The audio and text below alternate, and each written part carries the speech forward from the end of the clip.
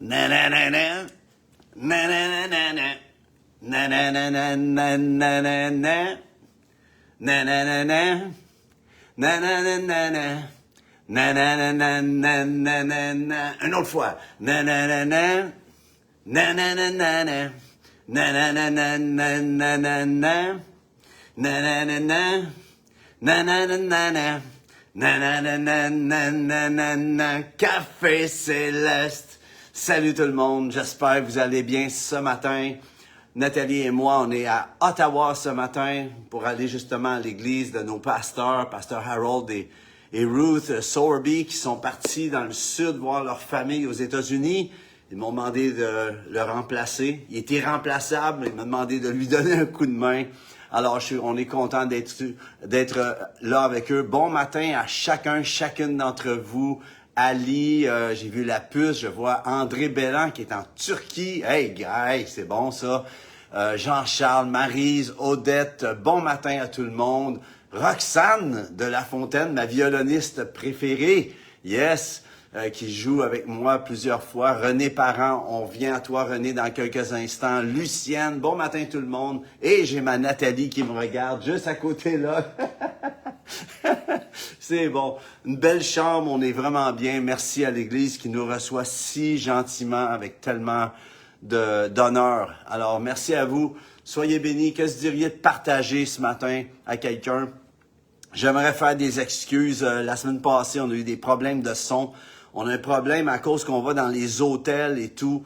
Le système Wi-Fi est jamais pareil. C'est jamais de la même façon. On doit se rééquiper. Si jamais vous avez à cœur de semer là-dedans, on va s'équiper d'un meilleur équipement bientôt pour pouvoir justement mieux vous servir et de pouvoir être mobile sur la route, avoir un bon système mobile sur la route. Alors, c'est un sujet de tracas, mais bon, c'est pas grand-chose. C'est pas un tracas, c'est un petit défi. Dans Astérix, il dirait « petit défix ». Alors, soyez bénis, les amis. Et sans plus tarder, j'aimerais vous encourager à prendre votre Bible. Ce matin, le petit nanana, j'aurais aimé que ce soit notre petit David, mais Lawrence n'est pas là à cause, justement, hier, on a passé 1h30 à essayer de régler le système. Ça fonctionne pas dans l'hôtel ici. Alors, c'est pour ça qu'on doit se rééquiper. Alors, merci de prier pour moi, pour nous à ce niveau-là. Donc, petit David, ça va être le prochain coup. Prenez votre Bible et déclarez avec moi. On n'aura pas de système. On va y aller à bonne franquette comme à nos tout débuts.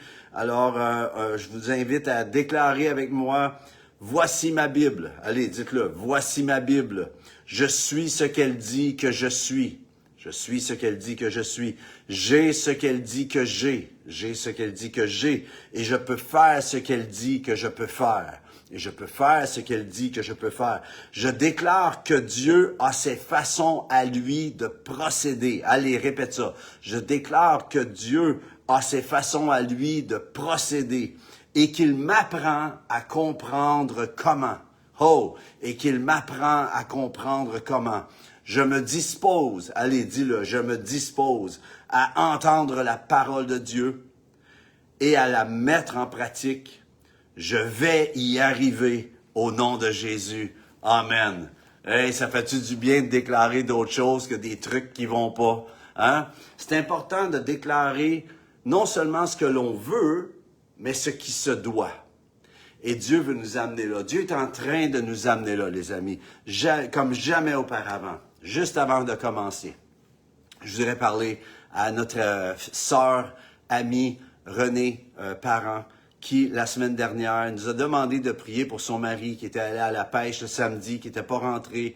La Sûreté du Québec, avec les hélicoptères, ont fait le tour. Ils ont malheureusement trouvé son corps. Alors, son mari est décédé. René, on est de tout cœur avec toi. On veut que tu saches qu'on est de tout cœur avec toi. Nos prières t'accompagnent. Je t'ai appelé, tu sais, on a pris du temps ensemble. Et il y a un pasteur aussi qui t'a contacté hier. On est là avec toi. L'Église est avec toi. Alors, on est de tout cœur. On t'aime, René. Tu sais que tu peux nous contacter, tu peux nous appeler. On est une belle communauté, même si on ne se voit pas et tout au loin. J'aimerais vous encourager, les amis et amies, à prier pour René, l'entourer de la grâce du Seigneur. René, on t'entoure de la grâce comme d'un bouclier de foi autour de toi pour te relever. Que le Seigneur te console, que le Seigneur vienne vraiment consoler ton cœur et que tu puisses tirer qu'est-ce que Dieu a à vraiment pouvoir t'encourager dans tout cela. On veut prier aussi ce matin, on va en profiter, c'est le temps de la prière. On va prendre un petit temps pour la prière. La puce nous a demandé, je ne sais pas pourquoi ta mère t'a appelé la puce.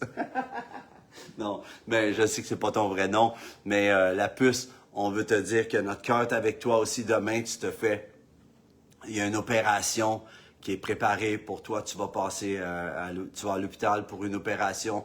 On déclare la vie, on déclare la santé, on déclare le bon fonctionnement de toutes choses, la dextérité des chirurgiens. On te remercie, Seigneur Dieu, que tu bénis la puce d'une façon toute spéciale. Dans le nom de Jésus, le Seigneur veut que je te dise, ne crains pas, sois ton cœur fixé vers lui.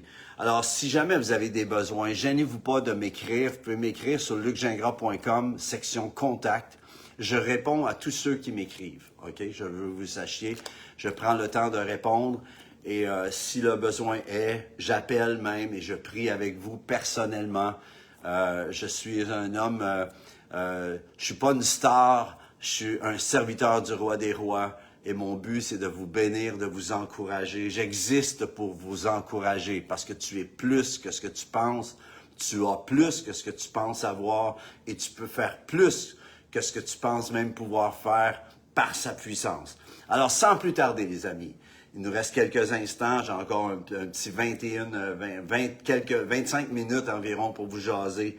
Mais la semaine passée, on avait parlé et comme je vous dis, Lawrence n'est pas là pour mettre les textes. On s'en excuse, le système ne fonctionnait pas.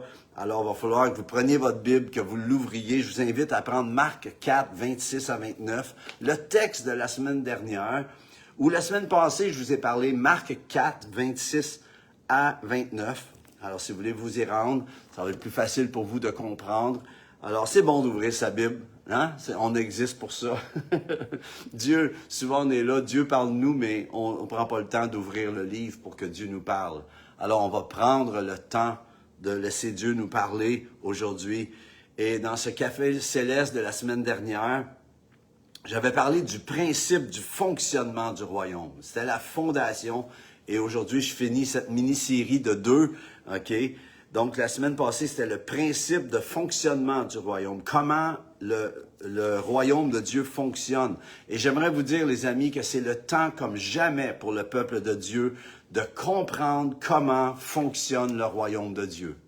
Okay? Souvent, on a entendu parler des messages, puis souvent, on ne s'arrête pas assez à comprendre les paraboles que Jésus a apportées concernant le royaume. J'aimerais vous encourager. Merci Marjolaine de m'aider, c'est tellement gentil. Dans Marc 4, 26 à 29, Jésus, c'est écrit, il dit encore, et on répète les versets de la semaine passée, parce que c'est la continuité, et aujourd'hui on scelle le but de cette parabole, entre autres, parce que Dieu nous parle tellement de façon différente et selon nos besoins. Mais la parabole de Jésus, il dit encore, Marc 4, 26, « Il en est du royaume de Dieu comme quand un homme jette de la semence en terre. Qu'il dorme ou qu'il veille, nuit et jour, la semence germe et croît sans qu'il sache comment. » Verset 28, « La terre produit d'elle-même d'abord l'herbe, puis l'épi, puis le grain tout formé dans l'épi, et dès que le fruit est mûr, on y met la faucille. » Répète après moi. On y met la faucille, car la moisson est là. Et voyez-vous ici, dans les paraboles justement du royaume, la première parabole que Jésus a amenée, entre autres, c'était la parabole du semeur. Puis il explique, si vous ne comprenez pas cette parabole-là, vous ne comprendrez pas les autres. On doit comprendre que, justement, Jésus, quand il parlait que la semence, c'était la parole de Dieu. Okay? La semence, c'est la parole de Dieu. Et la terre, c'est le cœur de l'homme.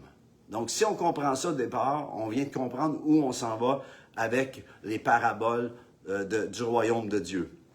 Maintenant, c'est écrit, verset 28, « La terre produit d'elle-même d'abord l'herbe, puis l'épi, puis le grain tout formé dans l'épi, et dès que le fruit est mûr, on y met la faucille. Et je veux vous parler aujourd'hui sur mettre la faucille. Comment on fait spirituellement pour récolter. Quand on met la faucille, ça veut dire que c'est le temps de la récolte. Et il y a beaucoup d'entre vous, il y a beaucoup de fils et filles de Dieu qui, dans toute leur vie, ont passé leur temps à semer, et ils n'ont pas encore récolté ce qu'ils doivent récolter. Et je veux m'accorder avec vous aujourd'hui. C'est écrit que deux se mettent d'accord pour demander une chose quelconque au Seigneur, elle va leur être accordée. Et j'aimerais déclarer sur ta vie, sur votre vie aujourd'hui, que le temps de la récolte est arrivé dans ta vie. Il y a des prières que tu pries depuis peut-être 10 ans, 20 ans, et tu ne vois pas encore la récolte. On veut déclarer que cette année, et l'année qui s'en vient, 2022-2023, sont des années de grande récolte. Le temps de la récolte est arrivé dans ta vie. Et tu dis, mais comment je peux faire ça? Parce qu'il y a un temps pour semer. Mais d'entre vous, il y en a plusieurs que vous avez semé et semé et semé, puis vous dites, je comprends pas, ça fonctionne pas, on dirait. Puis là, tu es en attente. Et c'est correct, parce que peut-être que Dieu est en train de préparer un grand verger au travers de ta vie. Puis je veux croire que ce que Dieu est en train de préparer dépasse ce que tu aurais même imaginé. OK?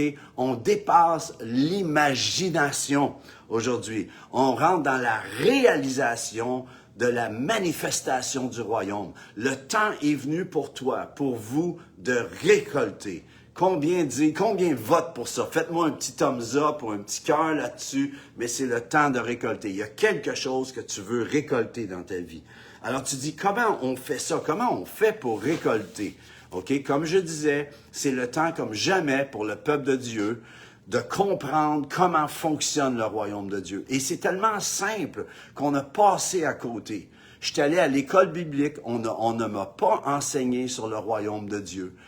J'ai rarement entendu dans les années qui ont passé des enseignements sur le royaume de Dieu. Le royaume de Dieu, c'est la dimension du peuple de Dieu. Jésus est venu enseigner l'évangile du royaume.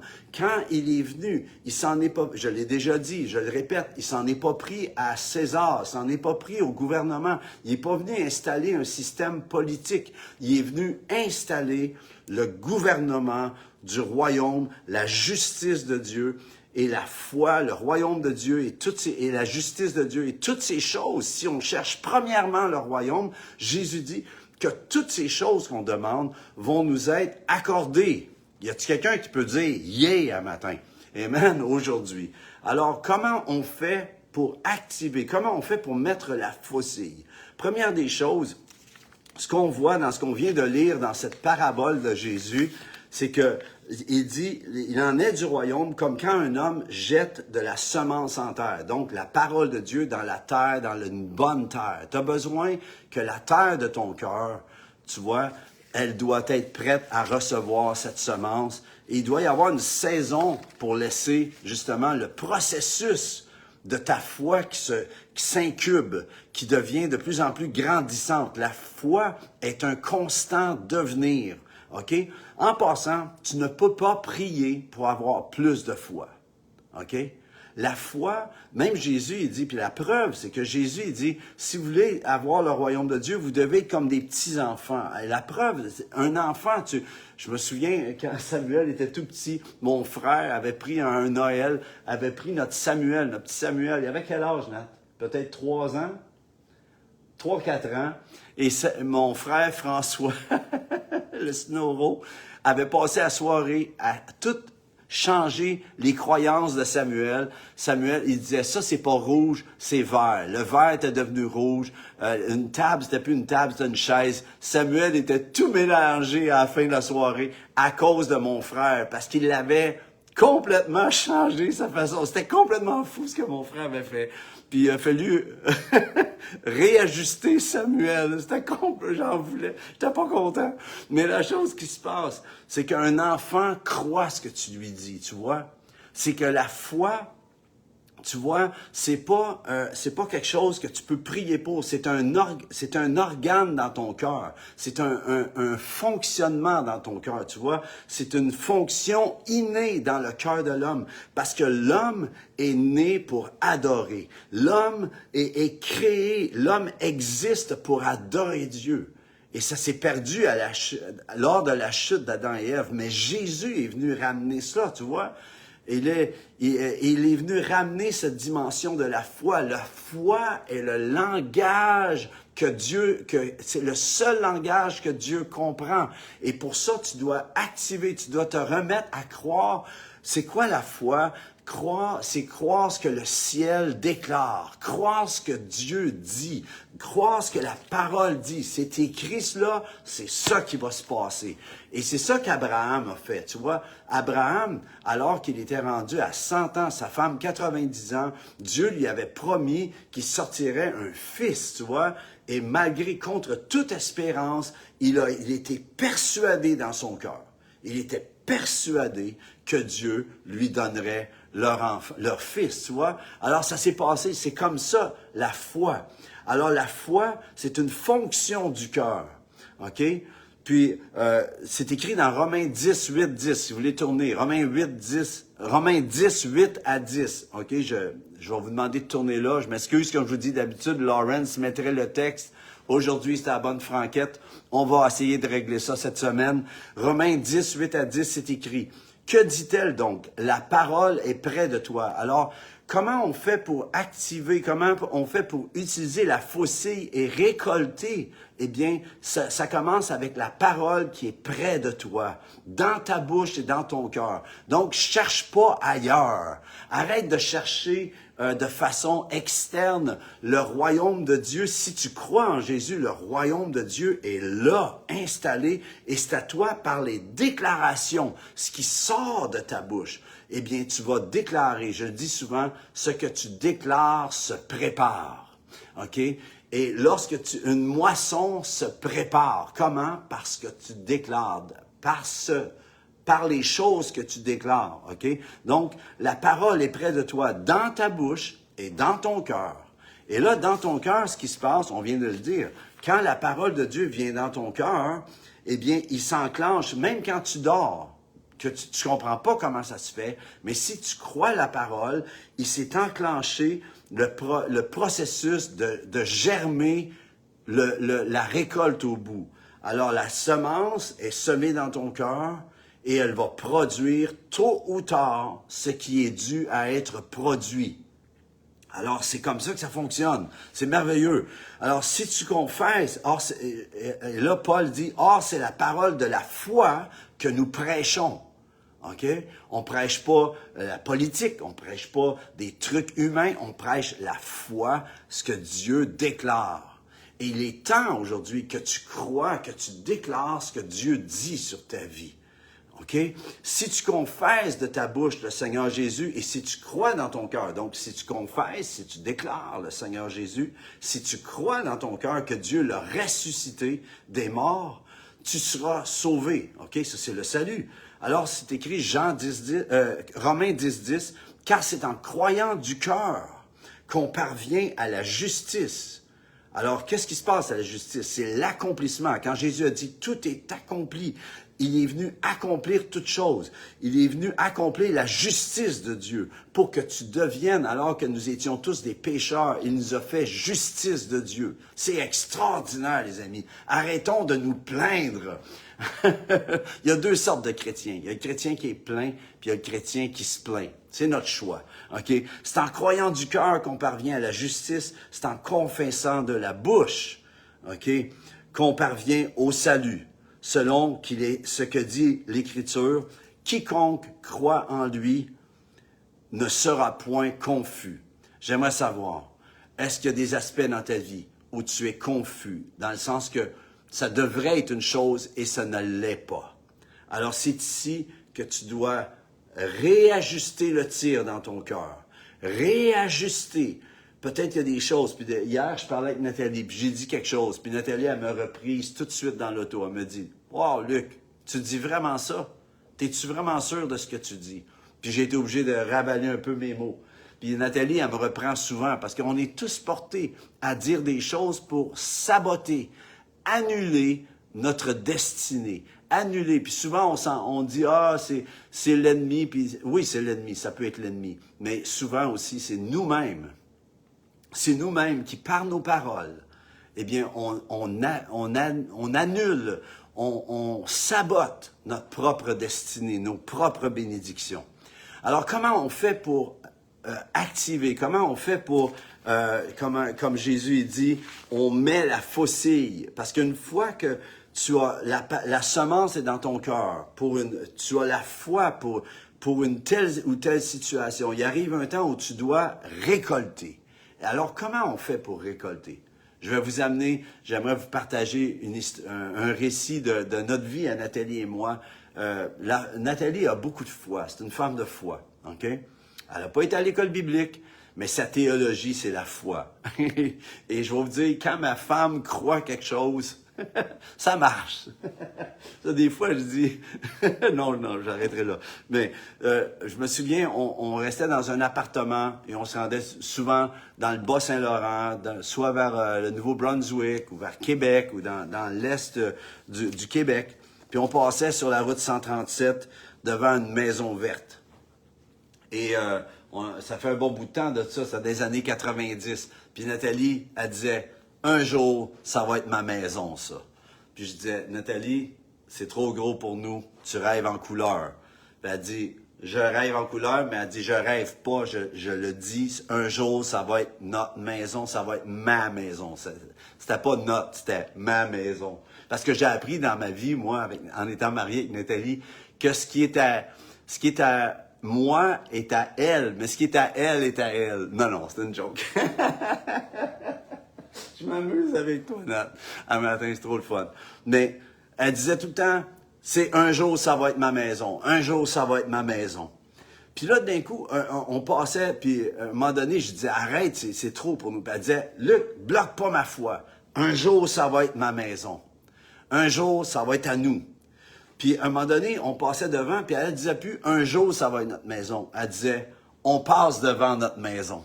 Voyez-vous, là, qu'est-ce qui s'installait dans son cœur?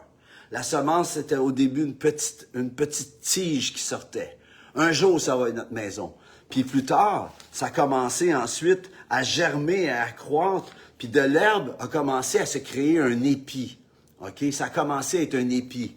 Puis là, elle disait, c'était plus un jour, ça va être notre maison. Elle disait, on passe devant notre maison. Puis après ça, on continuait. Puis à chaque fois qu'on était devant, elle pointait avec sa main. Puis elle disait, ma maison, notre maison. Puis aujourd'hui, c'est notre maison, voyez-vous. Puis techniquement, avec les finances qu'on avait, on n'aurait jamais dû l'avoir. Mais Dieu a réglé les choses par des circonstances surnaturelles. Et j'aimerais dire que le Seigneur peut le faire. S'il le fait pour Nathalie et moi, il peut le faire pour toi. Il peut le faire pour ta famille. Il peut le faire pour n'importe quelle situation. Mais tu dois déclarer. Puis comme je vous dis, ça s'est pas fait du jour au lendemain. Ça a pris peut-être 2-3 ans après, je crois. Nathan, quelque chose comme ça? 2-3 ans, où ça a germé dans nos cœurs. Puis à un moment donné, moi, j'ai accepté l'idée parce qu'elle était tellement convaincue et persuadée que j'ai commencé à dire, ben, coudonc, on va rêver en couleur. Au lieu de rêver en noir et blanc, on va rêver en couleur. Au lieu d'avoir un petit poster 12 pouces par 18 pouces, on va voir avec un gros 24 pieds par 18 pieds. On va voir plus gros, plus grand, parce que Dieu, ce qu'il veut pour nous, c'est de voir en majuscule et au pluriel, les amis. Et souvent, je le dis souvent, on demande à Dieu du pain et il nous donne du pain au raisin. Alors, j'aimerais vraiment vous encourager. Le royaume de Dieu, c'est quoi finalement? Le royaume de Dieu, puis le temps passe tellement vite, j'ai tellement de stock, j'en reviens pas, mais je pourrais pas aller bien plus loin que ça. Peut-être je pourrais amener d'autres principes, parce que j'ai un principe. Je vais l'amener la semaine prochaine. Je veux pas scraper ça. Alors, j'aimerais juste vous dire, le Seigneur, ce qu'il veut, c'est que tu mettes la faucille. Comment tu mets la faucille? Je vous encourage à relire Marc 4, 26 à 29 et réétudier ça. Et je vous encourage, devant une situation, de laisser la parole entrer dans votre cœur. Donc, dans la situation que tu vis, est-ce qu'il y a un verset pour affirmer, pour faire bâtir ta foi dans cela. Parce que ta foi, tu l'as déjà, mais peut-être que tu ne l'utilises pas de la bonne façon. Alors, comment activer ta foi? Tu laisses le Seigneur parler. Seigneur, j'ai une situation. Mes enfants ont délaissé le Seigneur. Ils t'ont délaissé, Seigneur. Qu'est-ce que je fais? C'est écrit, instruis l'enfant dans les voies qu'il doit suivre et plus tard, il reviendra. Il y a un verset qui dit cela. Instruis l'enfant dans les voies que tu l'as fait et ils ont peut-être détourné. J'aimerais te dire aujourd'hui que tes enfants vont revenir. Mais comment vont-ils revenir? Pas quand tu vas continuer à dire « Ah, ils sont rétrogrades, ah, ils ont délaissé le Seigneur, ah, ils sont éloignés. » Non, arrête de dire ça. Commence à déclarer. Commence à déclarer qu'ils sont des hommes, des femmes de Dieu, qu'ils sont des serviteurs du Très-Haut, qu'ils sont bénis de l'Éternel, qui font partie, toi et ta maison, vous servez l'Éternel. Ils font partie de ton héritage. Tu déclares ce que tu veux voir. Ce que tu déclares se prépare. J'aimerais vraiment vous solliciter votre cœur, à vous tourner vers Dieu, à commencer à croire. Je suis persuadé que celui qui a commencé cette bonne œuvre en vous, en toi, je suis persuadé que celui, le roi des rois, qui a commencé cette bonne œuvre, qui a mis cette parole dans ton cœur, qui a mis cette semence de sa vie, il est le germe, il est en toi. Imagine qu'est-ce que tu portes. Quand tu respires, c'est le souffle de l'Éternel qui passe au travers de toi. Le Seigneur a un plan parfait. Arrête de dire ce que tu vois. Arrêtons de dire ce que l'on voit qui ne fonctionne pas. Commence à déclarer, mon fils revient à la maison. Mon fils est un homme de Dieu. Je le dis pour toi, Marie. Je le dis pour toi, René, pour tes enfants, tes petits-enfants. Déclarez-le. Ça me dit dans mon cœur vraiment de ramener nos fils et nos filles au bercail. Nous déclarons le salut. Amen. Et comment ça fonctionne? Pour nous qui avons l'autorité, nous exerçons l'autorité que Dieu nous a donnée. Et je vous encourage fortement, les amis, à réaligner votre cœur. J'aimerais savoir, cette semaine qui vient de me passer, est-ce que tu as déclaré des choses qui ont annulé, qui ont peut-être des choses qui ont peut-être saboté ce que tu voudrais même qu'il se passe? OK? Eh bien, j'aimerais t'encourager. Dire, Seigneur, on revient à toi. Seigneur, on revient dans tes voies. Et tu dis dans ta parole, Jésus, tu as dit, cherchez premièrement le royaume de Dieu et sa justice, et toutes ces choses vous seront données en plus. On veut rentrer sur l'avenue en plus. Combien vote pour ça ce matin?